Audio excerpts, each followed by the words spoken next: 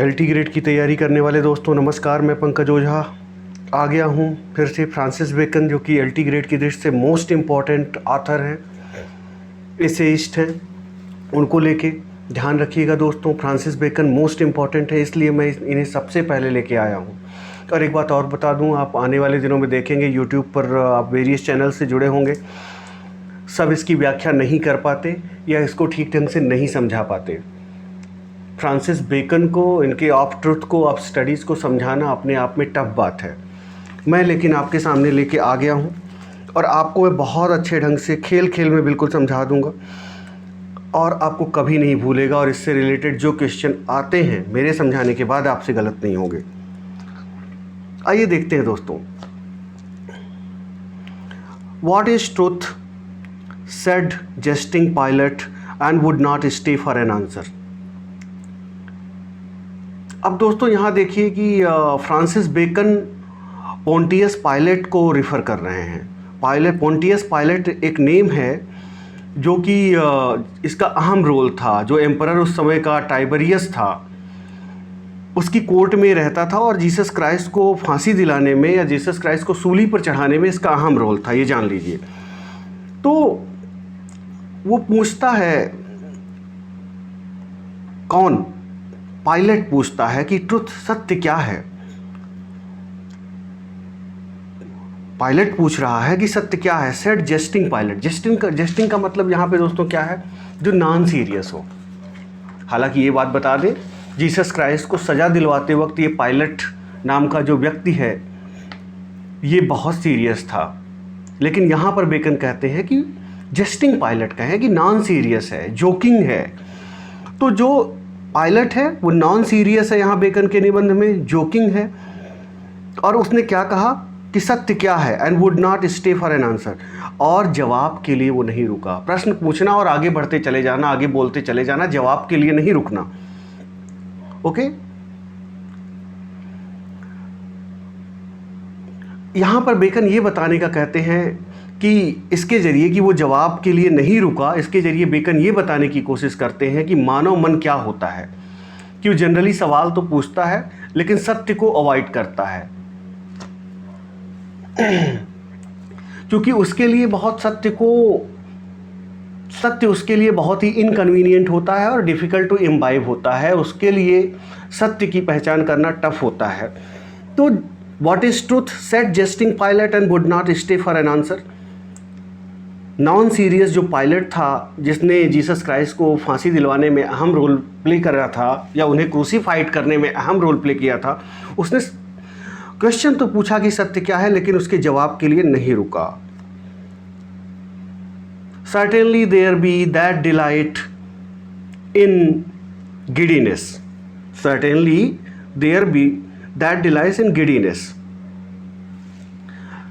दरअसल यहाँ पर जो बेकन कह रहे हैं कि जो अस्थिरता होती है या अनिश्चितता होती है या फॉल्सहुड होता है, यहाँ पर देखना है दोस्तों आपको सर्टेनली से। दैट डिलाइट इन गिडीनेस, अनिश्चितता में बहुत ही डिलाइट होता है, आनंद होता है। गलतफहमी में जीने में बड़ी डिलाइट होती है। एक जो गलतफहमी वाला व्यक्ति है बड़े खुश में जीता है, खुशफहमी वाला व्यक्ति है। Certainly there be that delight in giddiness and count it a bondage to fix a belief. And count it a bondage to fix a belief. So it is the habit of the people, they do not seek truth and enjoy resorting to falsehood and lies, ambiguity. मतलब यहाँ पे giddiness का मतलब ambiguity से है, दियार्थकता से है, inaccuracy से है। तो लोग इनएक्यूरेसी को, एम्बिग्विटी को एंजॉय करते हैं, लोग अनिश्चितता को एंजॉय करते हैं। और इसीलिए सत्य जैसी चीज़ को, क्योंकि सत्य कड़वा होता है, हमने सुना है, सत्य जैसी चीज़ को वो नहीं खोजना चाहते, वो फॉल्सहुड को ही एंजॉय करते हैं। सर्टेनली, इसीलिए यहाँ पर बेकन कहते हैं certainly there be that delight in giddiness. Inaccuracy में, एम्बिग्विटी में लोग आनंद की प्राप्ति करते हैं। And count it a bondage to fix a belief, और एक विश्वास बनाने को, किसी चीज़ को, अपने विश्वास को फिक्स करने में, सत्य के प्रति अपने विश्वास को फिक्स करने में लोग बंधन महसूस करते हैं। That delight in giddiness and count it a bondage, बंधन महसूस करते हैं। टू फिक्स अ बिलीफ, एक विश्वास को फिक्स करने में, सत्य के प्रति अपने विश्वास को फिक्स करने में लोग बॉन्डेज महसूस करते हैं। अफेक्टिंग फ्री विल, क्योंकि क्या होता है जब सत्य की पहचान हो जाएगी तो वो आपकी फ्री विल को, जो आपकी फ्री विल है, जो आपकी स्वतंत्र सोचने समझने की ये स्वतंत्र इच्छा है, या आपका जो स्वेच्छाचार है जिसे कहते हैं, स्वच्छंदता जिसे कहते हैं, वो अफेक्ट करेगा। अगर आप अपना बिलीफ फिक्स कर लेंगे तो आपके स्वेच्छाचार को वो अफेक्ट करेगा, फ्री विल को अफेक्ट करेगा। इन थिंकिंग, जो आप सोचते हैं freely, as well as in acting, और एक्टिंग में भी। Okay, and though the sects of philosopher of that kind be gone, हालांकि इस तरह के फिलोसोफर, जो सेक्ट्स ऑफ फिलोसोफर से क्या मतलब है, ये एंशिएंट ग्रीक फिलोसोफर्स की बात यहाँ पे बेकन कहते हैं। जो सेक्ट्स ऑफ फिलोसोफर कहते हैं, तो यहाँ पर चर्चा वो एंशिएंट ग्रीक फिलोसोफर्स की कहते हैं। तो कहते हैं उनके दिन चले गए, वो अब नहीं रह गए, या वो अपने रास्ते से भटक गए। while looking to assertion that really truth was, जो इस तरह के फिलोसोफर थे जो कि फ्री विल में यकीन करते थे, जो संशयवादी फिलोसोफर थे, जो ग्रीक फिलोसोफर थे, उनके दिन चले गए या वो अब नहीं रह गए। Yet there remain certain discoursing wits, लेकिन अब भी कुछ कम योग्य दर्जे के, डिस्कोर्सिंग विट्स का मतलब हो गया जो कम योग्य है, जो इन्फीरियर टाइप हैं, डिस्कोर्सिंग विट्स का यूज़ किया है उनके लिए कि वो अभी हैं। Which are of the same vein, जो कि संशयवादी जो दार्शनिक हैं उनसे मिलते जुलते हैं, उन्हीं की लाइन के हैं। Which are of the same veins though there be not so much blood in them, लेकिन उनमें उतना दम खम नहीं रह गया। संशयवादी फिलोसोफर्स का एक इन्फीरियर पहलू जो डिस्कोर्सिंग विट्स है अब भी हैं, जो कि फ्री विल में यकीन करते थे, लेकिन अब उनमें इतना दम नहीं रह गया। As was in those of the ancients, जैसा कि एंशियंट ग्रीक फिलोसोफर के संशयवाद में था, जो कि फ्री विल में यकीन करते थे।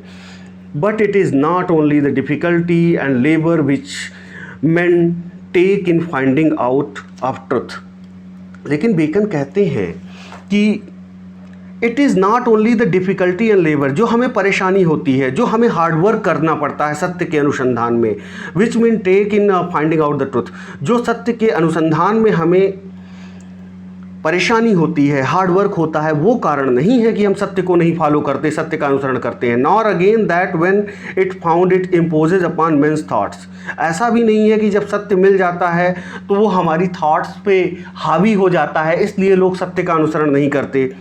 That doth bring lies in favour, that doth bring lies in favour, और ऐसा भी नहीं है कि लोग झूठ के फेवर में होते हैं इसलिए लोग सत्य को नहीं फॉलो करते। बट नेचुरल दो corrupt love of the lie itself, लोग झूठ का सहारा इसलिए लेते हैं क्योंकि प्राकृतिक रूप से, नैसर्गिक रूप से वो झूठ से कहीं ना कहीं प्यार करते हैं। हालांकि ये करप्ट लव है, ये दूषित प्यार है, लेकिन झूठ से लोगों को कहीं ना कहीं प्यार होता है। बेकन ये एनालिसिस करते हैं। One of the later schools of Grecians, Greek जो फिलोसोफर्स थे उनके बाद के जो ग्रीक फिलोसोफर्स हुए संशयवादियों के बाद, एग्जामिन द मैटर, वो इस बात को एग्जामिन करते हैं, एनालिसिस करते हैं, and is at a stand, और वो इस बात के लिए दुविधा में पड़ जाते हैं। And is at a stand, वो थोड़ा सा दुविधाजनक ढंग से सोचते हैं। To think what should be in it that men should love lies, कि क्या कारण है कि लोग झूठ को प्यार करते हैं। जो बाद वाले ग्रीक फिलोसोफर्स आए वो इस पे विचार कर रहे हैं कि क्या कारण है कि लोग झूठ से इतना प्यार करते हैं। Where neither they make for pleasure, वो झूठ से प्यार आनंद के लिए नहीं करते। एज विथ पोएट्स, जैसा कि पोएट्स के केस में है, पोएट्स जो पोएट होते हैं वो पोएम्स लिखते हैं, उसमें वो झूठ का सहारा लेते हैं, इमेजिनेशन का सहारा लेते हैं, लेकिन वो आनंद के लिए उसका सहारा लेते हैं, वो पोएटिक लाइसेंस के लिए इसका सहारा लेते हैं। लेकिन कॉमन पीपल जो है वो क्यों झूठ से प्यार करता है? बेकन ये क्वेश्चन करते हैं कि क्या कारण है। अगर आनंद के लिए वो झूठ से प्यार नहीं करता, झूठ के फेवर में नहीं है, तो क्या कारण है कि वो झूठ से प्यार करता है? नॉर फॉर एडवांटेज, कोई झूठ से लाभ के लिए भी कॉमन व्यक्ति झूठ नहीं बोलता, आम आदमी झूठ नहीं बोलता। एज विद द मर्चेंट्स, जैसा कि व्यापारियों में होता है, व्यापारियों को तो लाभ होता है झूठ बोलने से, इसलिए वो झूठ बोलते हैं। कोई भी चीज़ अगर 10 रुपये किलो है तो वो 20 रुपये किलो बताएंगे, क्योंकि उन्हें लाभ होता है उसमें, इसलिए मर्चेंट झूठ बोलता है। लेकिन आम लोगों के लिए तो ये भी बात नहीं है कि उन्हें कोई लाभ होता है इसलिए वो झूठ बोलते हैं। But for the lie's sake, मतलब क्या कारण है कि लोग झूठ बोलते हैं? But I can not tell this same truth is naked, लेकिन बेकन कहते हैं कि जो ये झूठ है, जो ये असत्य है,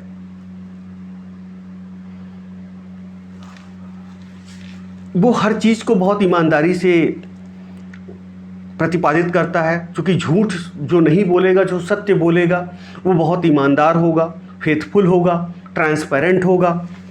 तो but I can not tell this same truth is naked, कैसा होगा? बिल्कुल नग्न होगा। नग्न होगा कहते हैं, बेकन यह बताते हैं कि जो सत्य होता है बिल्कुल नग्न की तरह होता है, नग्न व्यक्ति की तरह होता है। मतलब बिल्कुल ट्रांसपेरेंट होगा, बिल्कुल ऑनेस्ट होगा, बिल्कुल फेथफुल होगा। That doth not show the masks, कोई मास्क नहीं होता सत्य में, कोई आवरण नहीं होता, सत्य बिल्कुल नग्न होता है। Mask a kind of entertainment था एलिजाबेथन एज में, एंड ममरीज ये भी एक काइंड ऑफ एंटरटेनमेंट है एलिजाबेथन एज में, ट्रायम्स ये भी एक काइंड ऑफ एंटरटेनमेंट है, एक तरह का ड्रामा है, प्ले है एलिजाबेथन एज का। मतलब ये सब कुछ नहीं है। कहने का मतलब सत्य एक्टिंग की तरह नहीं होता, ड्रामा की तरह नहीं होता।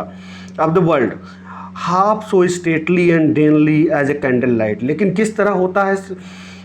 हाफ सो स्टेनली, लेकिन जो झूठ होता है, सत्य कैसे नहीं होता ये बेकन बताते हैं कि ड्रामा की तरह नहीं होता, एक्टिंग की तरह नहीं होता। Half so stately and daintily as candle lights, लेकिन जो झूठ होता है वो कैसा होता है? कैंडल लाइट की तरह होता है। जो अर्ध सत्य होता है या जो झूठ होता है वो किस तरह होता है? Half so stately and daintily as candle lights, candle lights की तरह होता है।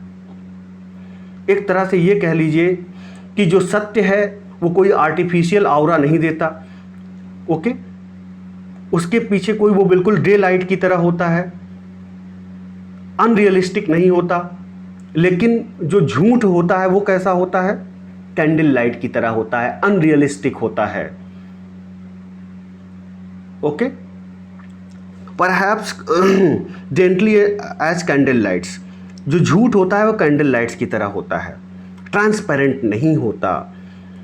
ट्रुथ में perhaps come to the price of a pearl, और जो सत्य है वो किसकी कीमत पे आता है? पर्ल की तरह होता है, मोती की कीमत पे होता है। जिस प्रकार एक मोती दिन में चमकता है उसी तरह सत्य भी होता है, जो कि दिन में बिल्कुल दिन की तरह होता है, ब्रॉड डे लाइट की तरह होता है, पर्ल की तरह। जैसे पर्ल जो होगा दिन में अपनी चमक बिखेरेगा। The price of a pearl, सत्य जो होता है वो मोती की कीमत पे आता है। That showeth best by day, जो दिन में सबसे अच्छा दिखता है, but it will not rise to the price of a diamond और carbuncle that showeth best in varied lights. और वो डायमंड सत्य मोती की तरह होता है, डायमंड और कार्बंकल की तरह नहीं होता। कहने का मतलब डायमंड का मतलब हीरा, कार्बंकल का मतलब रक्तमणि, एक तरह का ये धातु है। कार्बंकल की तरह नहीं होता, मणि एक तरह से ये कह सकते हैं, जैसे डायमंड होता है, हीरा होता है, वैसे कार्बंकल भी होता है, जिसे हिंदी में रक्तमणि बोलते हैं। तो जो सत्य होता है डायमंड और कार्बंकल की तरह नहीं होता। मतलब डायमंड और कार्बंकल की तरह क्या होता है? झूठ होता है। डायमंड और कार्बंकल की तरह क्या होता है? कौन होता है? झूठ होता है, जो कि नाइट में जब अनरियल प्रकाश होता है तब ये अपना सबसे अच्छा रंग दिखाते हैं। कौन? डायमंड और carbuncle. So best in varied lights, जो विभिन्न तरह के प्रकाश होते हैं रात्रि में, उसमें वे बहुत अच्छा अपना रंग दिखाते हैं। कौन? कार्बंकल और diamond. A mixture of light doth ever eight pleasure, क्या सत्य का झूठ में, सत्य और झूठ को मिला देने से क्या हमें आनंद आता है? डथ एनी मैन डाउट, क्या किसी भी व्यक्ति को ये संदेह है that if there was taken out of men's minds, that if there were taken out of men's minds vain opinions, क्या हम किसी मनुष्य के, क्या हमें डथ एनी मैन डाउट, क्या हम में से किसी को संदेह है? किस बात का संदेह है? That if there were taken out of men's minds, कि अगर आदमी के दिमाग से वेन ओपिनियन, जो फालतू के विचार हैं, फ्लैटरिंग होप, जो फालतू की उम्मीदें हैं, फॉल्स वैल्यूएशंस हैं, जो हमारे जो गलत मूल्यांकन होते हैं, इमेजिनेशंस हैं, जो हमारी कल्पनाएं होती हैं, कोरी कल्पनाएं होती हैं, एज वन वुड, जो इंसान करता है ये कल्पनाएं, एंड द लाइक, और इसी तरह की अन्य चीज़ें अगर हम किसी भी व्यक्ति के दिमाग से निकाल दें, but it would leave the minds, अगर ये सारी चीज़ें एक इंसान के दिमाग से निकाल दी जाएं, जो कि झूठ की अपने आप में प्रतीक हैं, of number of man poor shrunken things, तो लोग क्या हो जाएंगे? बहुत सारे लोग बहुत ही पुअर हो जाएंगे, और श्रंकन, उनका दिमाग कैसा हो जाएगा? बहुत श्रंकन हो जाएगा, उनका व्यक्तित्व बहुत ही एक तरह से नैरो हो जाएगा, फुल ऑफ मेलनकली, और वो कैसा हो जाएगा? खिन्नता से भर जाएगा, and indisposition, full of melancholy and indisposition, खिन्नता से भर जाएगा, एंड अनप्लीजिंग टू देमसेल्फ, और व्यक्ति कैसा हो जाएगा? वो अपने आप में ही अनप्लीजिंग हो जाएगा, बोरिंग हो जाएगा। कहने का मतलब दोस्तों ये है कि जो कॉकटेल होता है झूठ का और सत्य का, वो हमें आनंद प्रदान करता है, इसीलिए शायद हम झूठ का सहारा लेते हैं। यहाँ पर बेकन बहुत ही पैराडॉक्सिकली, विरोधाभास रूप से सजेस्ट करते हैं कि सत्य और झूठ का जो कॉम्बिनेशन होता है, जो सत्य और झूठ का कॉम्बिनेशन है, जो कॉकटेल है, उसके बारे में बात करते हैं। बेकन कहते हैं कि अगर हर चीज़ को सत्य के पैरामीटर पे हम प्रदर्शित करें, सही ढंग से प्रदर्शित करें, तो उसमें ना तो प्रशंसा का भाव होगा, ना फ्लैटरिंग होगी, चापलूसी होगी, अन्य चीज़ें इस तरह की नहीं होंगी दिखावे वाली, तो समाज के लोग या सोसाइटी बहुत ही बोरिंग हो जाएंगे। इसलिए बेकन विचार करते हुए कहते हैं, इसीलिए हम सत्य में झूठ को मिला देते हैं। एग्जाम्पल लेते हैं, अगर हम देखें, अगर कोई कवि है, वो अगर इमेजिनेशन का सहारा ना ले तो उसकी कविता कैसी हो जाएगी? बोरिंग हो जाएगी। अगर हम किसी की प्रशंसा करते वक्त उसकी चापलूसी ना करें, सही सही बोल दें उसके बारे में, तो क्या ये बोरिंग नहीं हो जाएगा? शायद इसीलिए लोग झूठ का सहारा लेते हों। बेकन ऐसा विचार करते हैं कि अगर सत्य में झूठ ना मिलाया जाए तो चीज़ें बोरिंग हो जाएंगी, क्या इसलिए लोग झूठ का सहारा लेते हैं? One of the fathers in great severity called poesy vinum daemonum. Vinum daemonum का अर्थ दोस्तों ये ध्यान रखिएगा, बार बार पूछता है वेरियस एग्जाम्स में, एलटी में भी पूछ सकता है। वेनम डिमोनम का मतलब होता है डेविल्स वाइन, राक्षसों की जो शराब होती है। तो यहाँ पर जिक्र करते हैं कि जो पहले के विचारक थे, यहाँ पर ऑगस्टस से भी इनका मतलब हो सकता है, वो कैसे थे? कॉल्ड पोएसी, उन्होंने क्या कहा पोइट्री को? पोएसी से मतलब यहाँ पोइट्री है। वेनम डिमोनम, विनम डिमोनम का मतलब दैत्यों की शराब कहा कविता को, because it fire the imagination, क्योंकि ये कल्पना पर आधारित होती है। कोई कविता होती है तो कल्पना के आधारित होती है। And yet it is but with the shadow of a light, लेकिन कहते हैं बेकन की and yet it is but with the shadow of a light, लेकिन जो ये कवियों में, जो कवि कल्पना का सहारा लेता है, जो कवि झूठ बोलता है, वो उसे बेकन झूठ नहीं मानते उतनी हद तक, क्योंकि कहते हैं ये झूठ की प्रतिछाया मात्र है। But it is not the lie that passes through the mind, ये उस तरह का झूठ नहीं होता है जो हमारे दिमाग पे पूरा असर कर दे या हमारे दिमाग, दिलो दिमाग पर छा जाए, उस तरह का झूठ नहीं होता। But the lie that sinketh इन, लेकिन वो झूठ जो हमारे अंदर तक जाता है, जो हमारे बिल्कुल रगों में छा जाता है।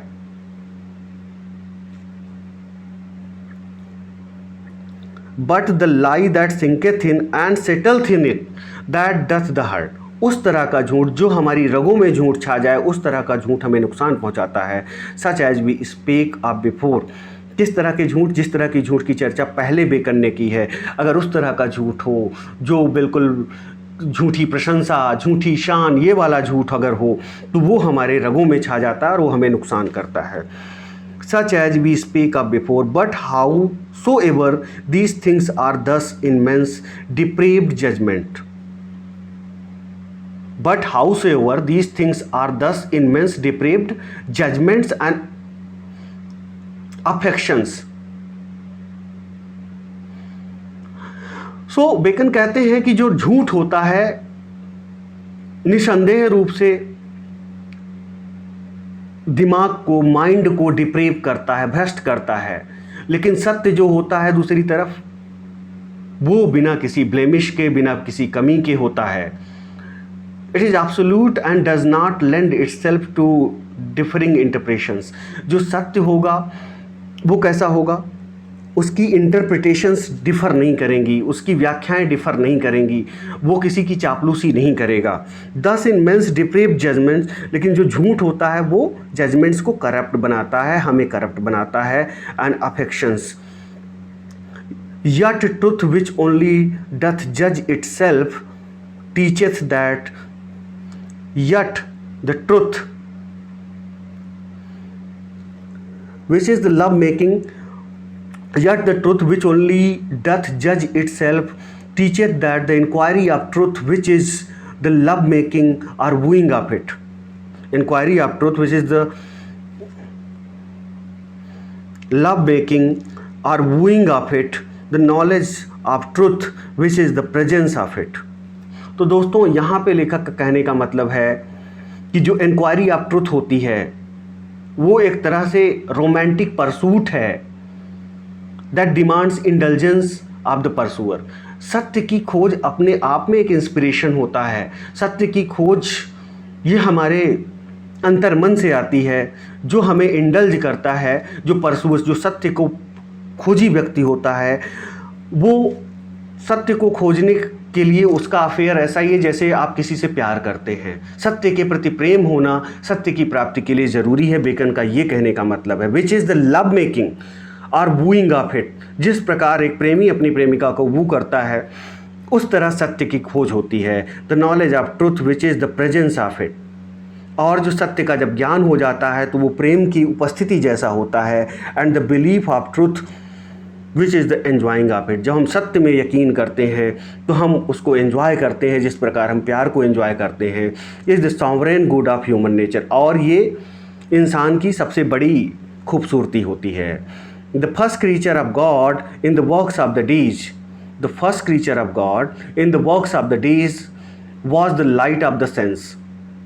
जब भगवान ने संसार को बनाया, वो मनुष्य को उसने प्रकाश दिया, लाइट ऑफ सेंस दिया मानवता को।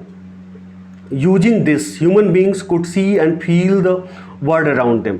भाई जब हमें सेंस दिया भगवान ने, आंखें दी, नाक दिया, कान दिया, तभी तो हम संसार को जान पाए, संसार को महसूस कर पाए।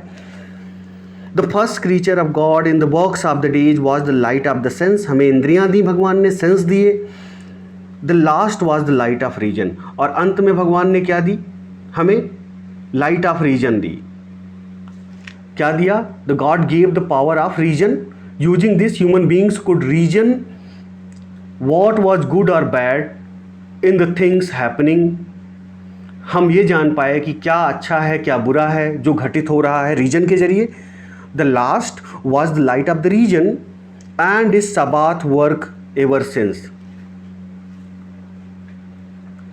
और इसका रिजल्ट क्या हुआ? Human beings got the power of enlightenment. Reason के जरिए हमें ये पावर मिली कि हम अपने आप को जागृत कर सकें। After this God radiated light that illuminated the world which was so disorderly then. Is the illumination of the spirit first see breath light is the illumination of the spirit, जब हम संसार को जान पाए, and his sabbath work ever since is the illumination of the spirit, first he breath light. जो आत्मा है उसको एल्यूमिनेट करने के लिए ईश्वर ने क्या किया, प्रकाश दिया upon the face of the matter, हर एक पदार्थ पे, और केओस, और जो या अव्यवस्था थी उसको प्रकाशित किया, मतलब अव्यवस्था को व्यवस्था में भगवान ने तब्दील किया। Then he breathed light into the face of man, और उसके बाद उसने इंसान के चेहरे पर को प्रकाशित किया, मतलब इंसान को प्रकाशित किया, मतलब इंसान को एनलाइटेड किया,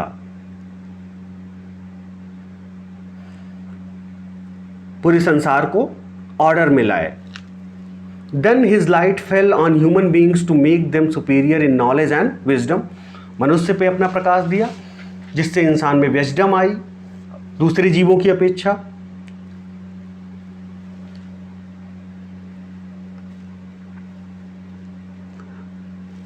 Breath then inspires light into the face of the chosen, the poet that beautified the sect that was otherwise inferior to the rest.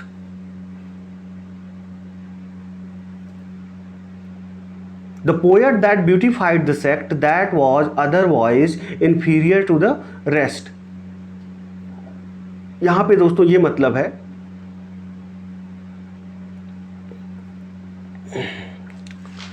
कि the poet that beautified the sect that was otherwise inferior to the rest saith yet excellently well. यहाँ पे कवियों के बारे में कहते हैं कि कवि जो होता है वो ईश्वर के ही ज्ञान के प्रकाश से उद्भूत है, लेकिन उसमें उतने सत्य के अंश नहीं होते। It is a pleasure to stand upon the shore, it is, फिर कहते हैं कैसे समझाते हैं आगे, it is a pleasure to stand upon the shore and to see ships tossed upon the sea, कि जब हम खड़े होते हैं किसी बीच पर और शिप्स को देखते हैं जो कि वायलेंटली विंड्स के सहारे इधर उधर होती हैं, तो ये हमारे लिए एक ब्रेथ टेकिंग एक्सपीरियंस होता है, हमारे लिए बहुत ही एक एडवेंचरस एक्सपीरियंस होता है।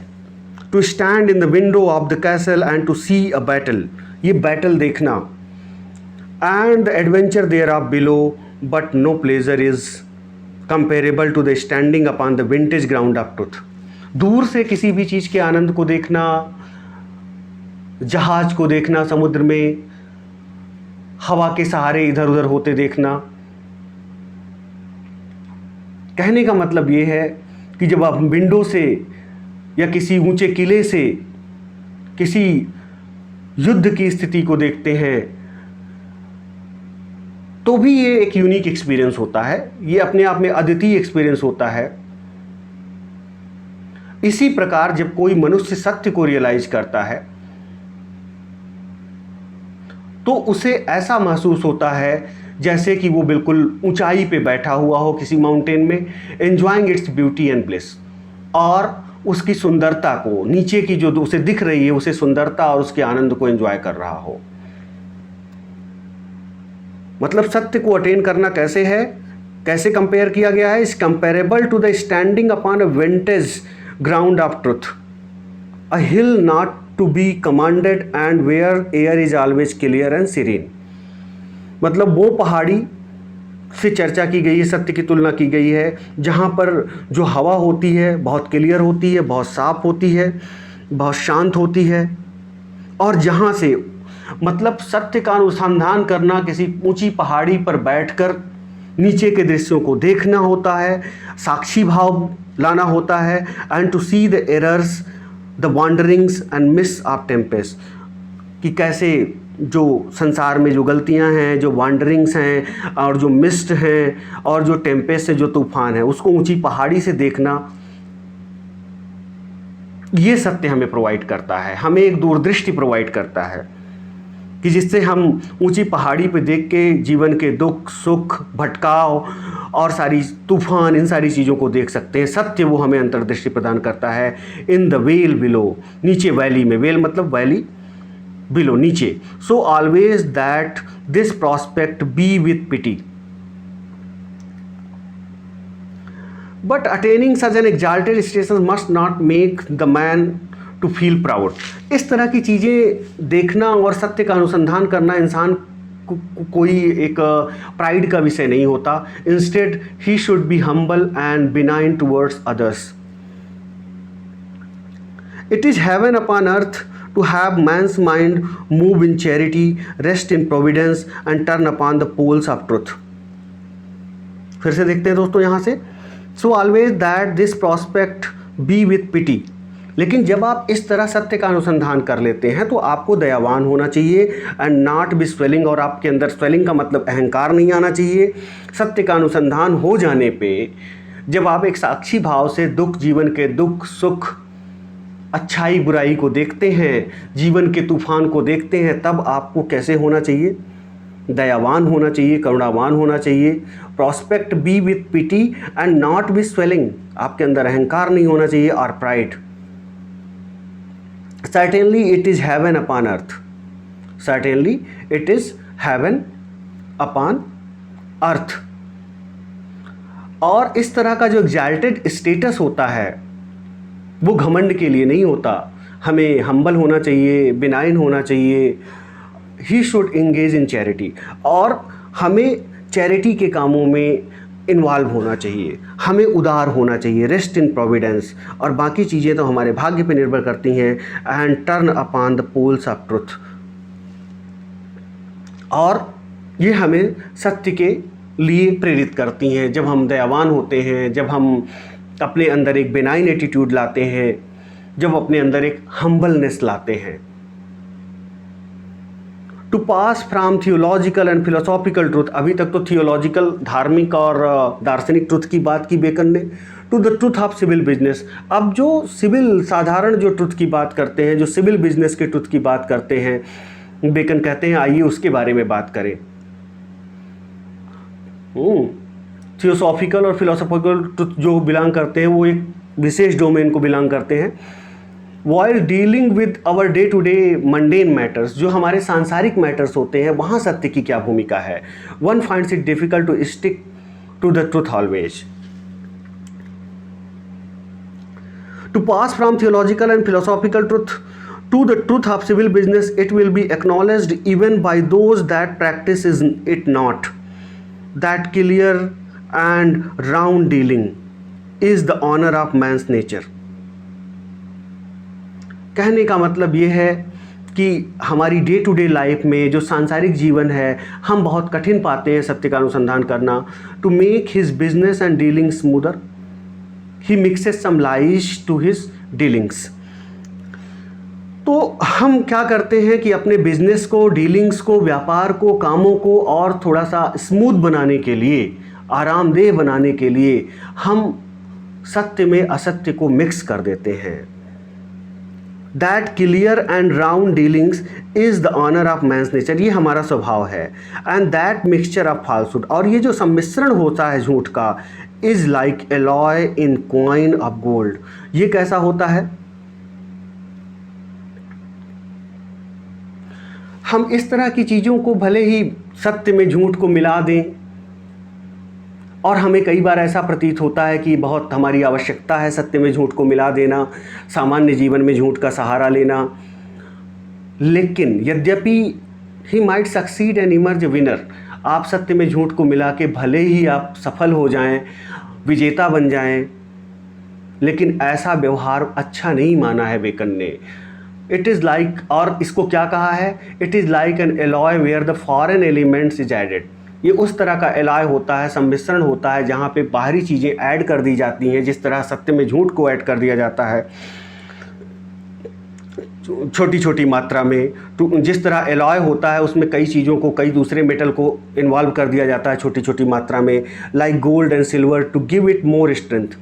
भाई सत्य के साथ झूठ को आपने मिला दिया तो बेशक आप सांसारिक जीवन में ज़्यादा ताकत पाएंगे और टफनेस पाएंगे। However such alloying robs the silver और gold of its lustre, it is like a snake that moves on its belly always and can never stand up and erect upright.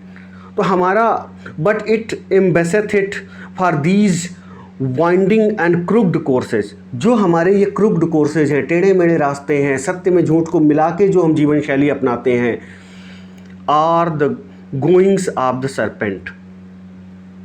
ये उसी तरह है जैसे कोई सांप चलता है टेढ़े मेढ़े रास्तों पर। सत्य के रास्ते पे न चलना सांप की तरह चलना होता है, जैसे सांप अपने पेट के बल चलता है, and not upon the feet, और पैर के बल नहीं चलता।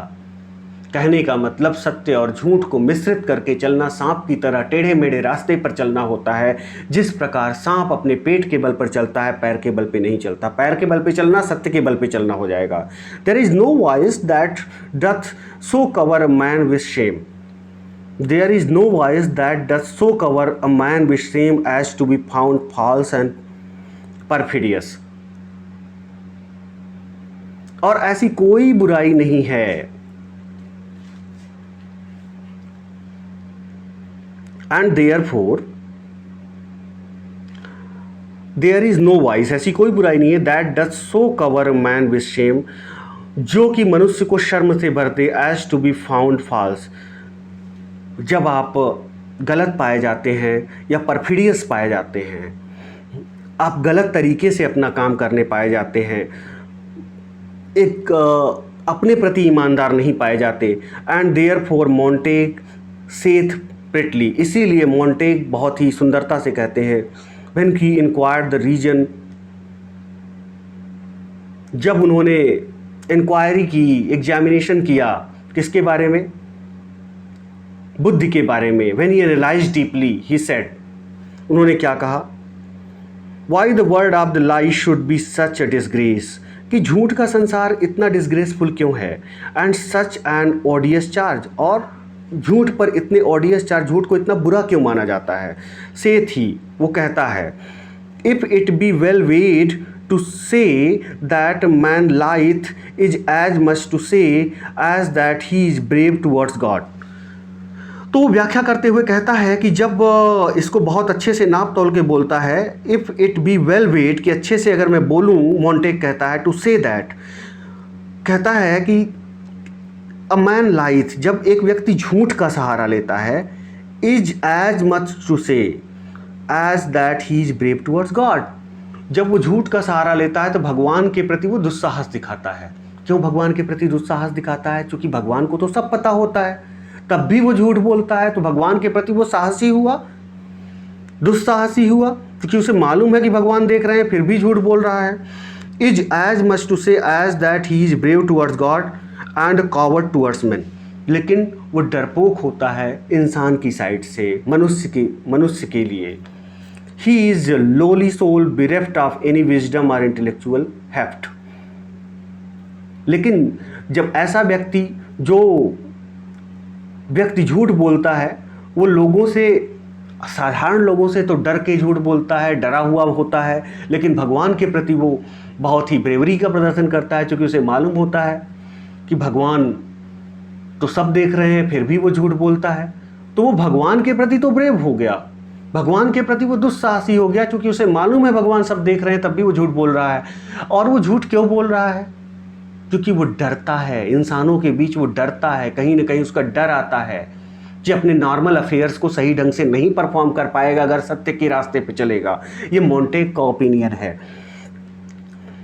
पर life faces God and shrinks from man, क्योंकि जो झूठ है उसका सामना तो भगवान से होता है, एक दिन आपका हिसाब किताब लिया जाएगा, फिर भी इंसान झूठ बोलता है।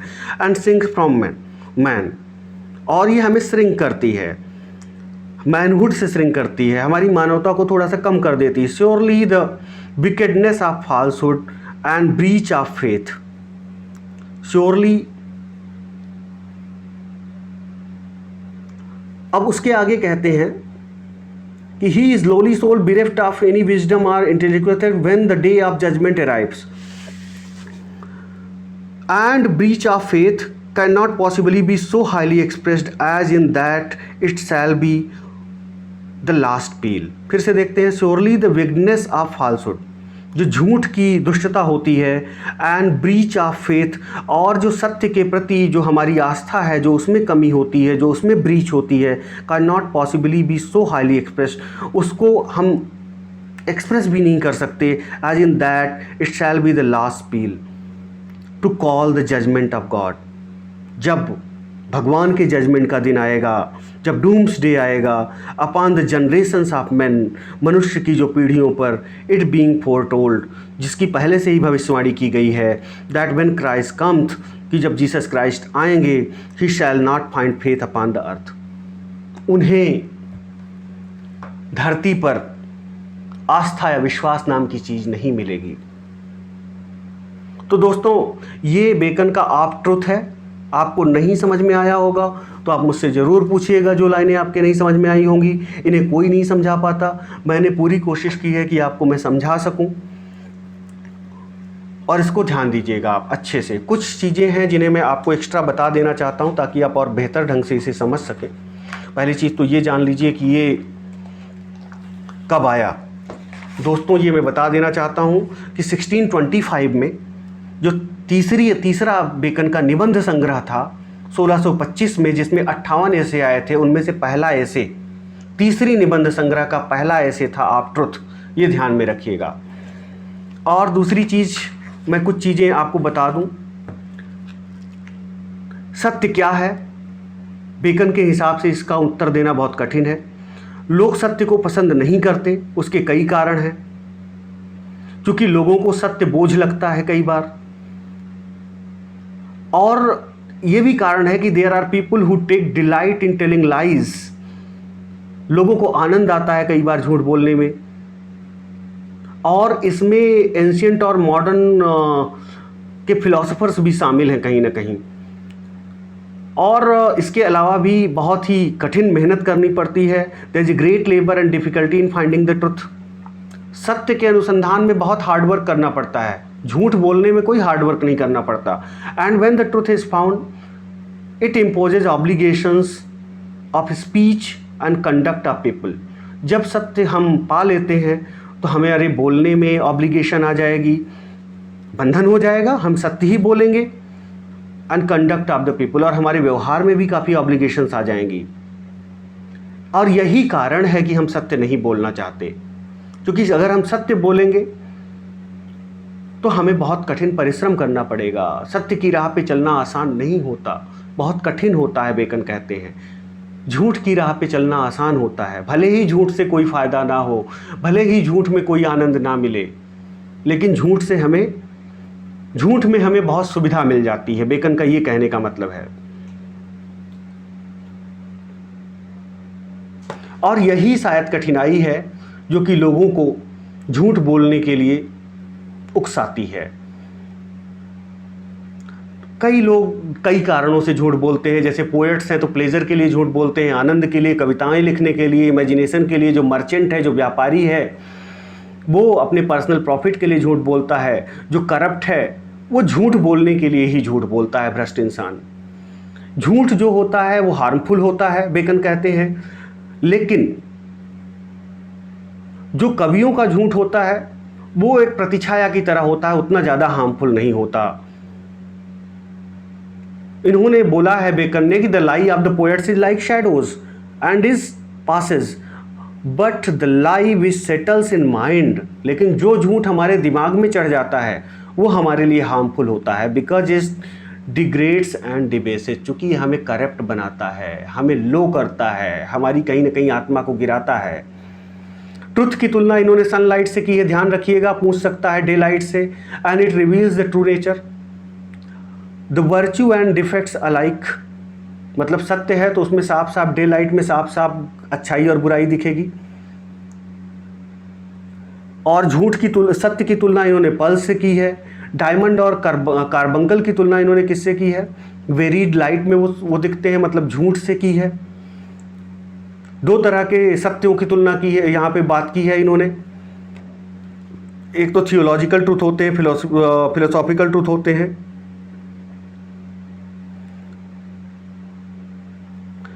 द इंक्वायरी ऑफ ट्रुथ की बात हुई है, the knowledge of truth and the belief of truth की बात हुई है। The truth is the sovereign good of human nature. जो सत्य है मानव की सबसे अच्छी खूबसूरती है, इसकी भी बात बेकन करते हैं, ध्यान में रखिएगा। और truth is the light of God. Truth क्या है? अगर एग्जाम में आता है तो ये लाइट ऑफ गॉड है। The light of sense is the first creature of God यहाँ पे चर्चा जो की है बेकन ने, the light of sense is the first creature of God, the light of reason is the last creature of God, the illumination of his spirit is his सबात work. मतलब आराम से बनाया, सबात वर्क मतलब सैटरडे या Sunday, सबात work मतलब Saturday या Sunday. तो जो इल्यूमिनेशन, जो एक स्पिरिट का इल्यूमिनेशन है वो सबात वर्क है, आराम से भगवान ने वो बनाया है। भगवान ने ही यहाँ पे जो बेकन ने चर्चा की है, प्रकाश का विस्तार किया, केओस को दूर किया, जो व्यवस्था थी, उन्होंने मनुष्य को प्रकाशित किया ताकि मनुष्य इंटेलिजेंट बन सके, अन्य जीवों की अपेक्षा इंटेलेक्चुअल बन सके। और अब भी भगवान हमारे ऊपर प्रकाश छोड़ रहे हैं, ज्ञान रूपी प्रकाश।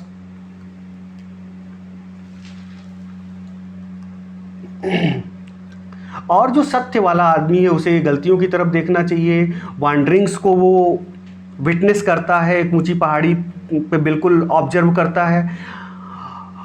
तो कहने का मतलब एक मनुष्य को, जो सत्यवान मनुष्य है, जो सत्य को फॉलो करने वाला मनुष्य है, उसमें गर्व नहीं होना चाहिए, उसमें अभिमान नहीं होना चाहिए, बेकन कहते हैं। और एक ट्रूथ ऑफ सिविल बिजनेस की भी बात करते हैं, the truth of civil business, the truth of civil business admits of a mixture of falsehood to make it work the better. जो सिविल बिजनेस में ट्रुथ होता है वो मिक्स होता है झूठ से। The mixture of falsehood with the truth debases the truth. सत्य में असत्य का जब हम मिक्सचर कर देते हैं तो सत्य का बड़ा नुकसान होता है, but adds pleasure and utility. भले ही हमें सांसारिक जीवन में आनंद आए और उसकी उपयोगिता साबित हो। It is a vice to be found false and perfidious and it covers a man with shame. ये बुराई ही है जो मनुष्य को शर्मिंदगी प्रदान करती है, इसलिए हमें झूठ का सहारा नहीं लेना चाहिए। Liar challenges God and is afraid of man. एक झूठा व्यक्ति जो होता है भगवान को चुनौती देता है, क्योंकि झूठ तब भी बोलता है जब उसे मालूम होता है, क्या उसे मालूम होता है कि भगवान देख रहा है, और वो झूठा व्यक्ति हमेशा इंसानों से डरा होता है, इसीलिए वो झूठ बोलता है। और the bigness of falsehood and breach of faith will call the judgement. और यही जो झूठ है और जो फेथ में, लोगों की श्रद्धा में, लोगों के विश्वास में ईश्वर के प्रति, सत्य के प्रति कमी आई है, यही जजमेंट का दिन लेके आएगा। और जब जीसस क्राइस्ट अवतरित होंगे फिर से, और उन्हें ये पता चलेगा कि इंसान में बिल्कुल भी श्रद्धा विश्वास नहीं रह गया है। तो दोस्तों, आई होप आपको ये समझ में आया होगा, और जो ना समझ में आया हो आप मुझसे पूछ सकते हैं कमेंट सेक्शन में। Thank you very much for watching my video. Please do like, share, subscribe my channel. Thank you very much.